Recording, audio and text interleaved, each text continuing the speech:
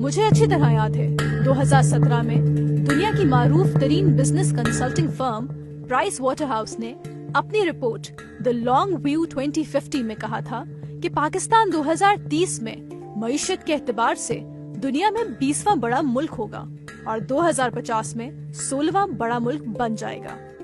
لیکن اس کے برعکس وزیر اعظم عمران خان کی قیادت میں پاکستان کے مالی حالات ترقی سے تنزلی کی جانب گامزن رہے. پاکستان کی معیشت کے پہیے کو تباہی کے راستے پر ڈالتے ہوئے عمران خان نے اپنے دور حکومت کے قلیل عرصے میں مجموعی طور پر اندرونی قرضہ 9,000 بلین روپے اور بیرونی قرضہ 52 بلین ڈالر لیا، جو کہ پاکستان کی تاریخ میں لیا گیا سب سے بڑا بیرونی ڈیٹ ہے. ان قرضوں کی مصنوعی چمک کے زور پر پاکستان تحریک انصاف اپنی کامیابی کے شادیانے بجاتی رہی اور عوام کو بیوقوف بناتی رہی.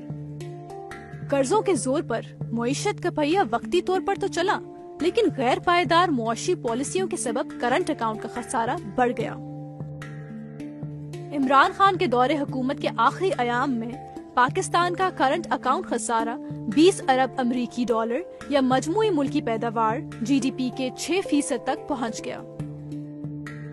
چونکہ مختلف اشیاء کی بین الاقوامی قیمتیں آسمان چھونے والے رجحانات ظاہر کر رہی تھیں، اس لیے کرنٹ اکاؤنٹ خسارہ مزید بڑھتا رہا اور عمران خان کی طرف سے بنایا گیا سیاسی بحران کا ماحول ملک کو سنگین مالیاتی بحران کے اندھے کنویں میں دھکیلتا رہا. ان خوفناک معاشی اعداد و شمار کے باوجود عمران خان ایک کے بعد ایک معاشی پیکج کا اعلان کر رہے تھے. IT سیکٹر میں کمپنیوں اور فری لانسرز کے لیے ٹیکس میں چھوٹ، غیر ملکی کرنسی ایکسچینج میں چھوٹ، IT اسٹارٹ اپ کے لیے کیپٹل گین ٹیکس سے استثناء اور احساس وظیفہ 12,000 روپے سے بڑھا کر 14,000 روپے کر دیا گیا. علاوہ ازیں بجٹ خسارے پبلک ڈیفیسٹ میں عمران خان حکومت نے صرف 3.5 سالوں میں 18.1 کھرب روپے کا اضافہ کیا، جو مارچ 2022 میں 24.95 کھرب سے بڑھ کر 42.8 کھرب روپے تک ہو چکا تھا. جبکہ اسی دور میں تجارتی خسارے میں بھی 23% اضافہ دیکھنے میں آیا. مختصراً عمران خان نے ملک کو دیوالیہ ہونے میں کوئی کسر نہ چھوڑی.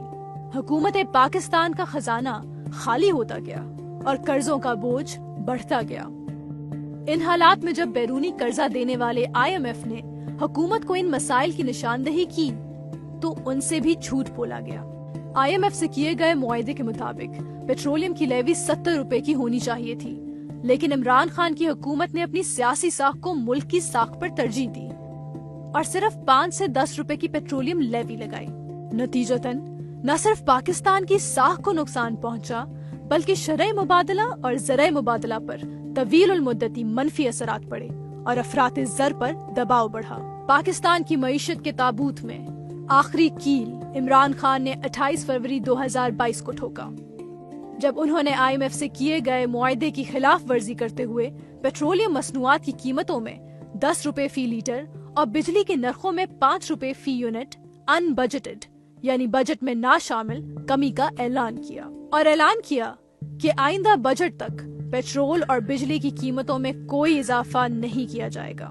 اس غلط پالیسی کے نتیجے میں ملک کو 4 ارب ڈالر کا فوراً نقصان اٹھانا پڑا. نتیجتاً نہ صرف ملک کا خزانہ خالی ہوا بلکہ IMF کا حکومت کے وعدوں پر کانفیڈنس ختم ہو گیا اور دیگر بین الاقوامی اداروں کی نظروں میں پاکستان کی ساکھ کو ناقابل تلافی نقصان پہنچا.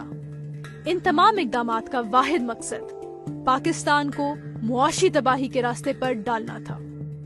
نتیجتاً صرف ذاتی مفادات کے حصول میں ملک کی ساکھ اور مستقبل دونوں کو داؤ پہ لگا دیا گیا. اب حکومت پاکستان کی ساکھ کو ناتلافی نقصان پہنچ چکا ہے. IMF جو حکومت کی صرف یقین دہانی کرانے پر قرضہ دے دیا کرتا تھا، اب ثبوت طلب کرتا ہے اور ڈیمانڈ کرتا ہے کہ پہلے شرائط پر عمل کرو پھر معاہدہ کیا جائے گا. مزید برآں عمران خان نے خطرناک حد تک بے وقوفانہ معاشی فیصلوں کے ساتھ ساتھ سیاسی دھکم پیل کا میدان بھی سرگرم رکھا. پارلیمنٹ کے بجائے سڑکوں پر معاملات حل کرنے، بات چیت کے بجائے گالی گلوچ کا کلچر عام کرنا اور ملک میں ایک سیاسی تناؤ کی کیفیت پیدا کر کے سیاسی عدم استحکام بھی پیدا کیا، جس کی وجہ سے معیشت مزید تباہ ہوئی۔ اگر مذکورہ بالا حقائق کو سمجھا جائے تو معلوم ہوتا ہے عمران خان نے اپنی دور حکومت میں ملکی مفاد کے بجائے سیاسی اور ذاتی مفاد کو ترجیح دی۔ اعلان کردہ نام نہاد فوائد کو مختصر طور پر ریلیف کے طور پر منایا، جس نے پاکستان کی مالی حالت کو تباہی کے دہانے پر پہنچا دیا۔ قرضوں سے ایسا مالی بوجھ پیدا کیا گیا جسے ہماری زوال پذیر ٹیکس مشینری برداشت نہیں کر سکی، جبکہ کسی قسم کی کوئی پروڈکشن ایکٹیویٹی نہیں بڑھائی گئی اور نہ ہی پبلک سیکٹر انٹرپرائزز کو فعال کیا گیا۔ آخر میں اپنی انا اور ضد کے نشے میں دھت ہو کر ملک کو سیاسی عدم استحکام کی طرف دھکیل دیا تاکہ معیشت کی بحالی کی کوئی امید باقی نہ رہ جائے۔ یقیناً یہ کوئی ملک کا دشمن ہی کر سکتا ہے۔ اصل رجیم چینج آپریشن 2022 میں نہیں 2018 میں ہوا تھا، جس کے ذریعے ایک یہودی ایجنٹ، منافق اور انتشار پسند مسیحا کی بیس میں پاکستان پر نافذ کیا گیا، جس نے کرپشن کے خاتمے کے جھوٹے وعدوں سے عوام کو بے وقوف بنایا اور بیرونی آقاؤں کے حکم پر اس پاکستان کی معیشت کو زمین پر دے مارا۔ یہ وہی معیشت تھی جس کے بارے میں 2017 میں لوگ دنیا کی 24ویں بڑی معیشت اور آنے والے وقتوں میں 16ویں بڑی معیشت بننے کی پیش گوئی کرتے تھے۔ عمران خان نے وہ کام کر دکھایا جو کہ اس ملک کے ازلی دشمن بھی نہ کر سکے۔ پولیس آئی، انہوں نے اپنی پوزیشن سنبھال لیا اور یہاں پر آ کر جو رکاوٹیں قائم کی ہیں، اور رکاوٹیں قائم کرنے کے بعد دوبارہ پھر کارکن جو ہیں وہ آئے اور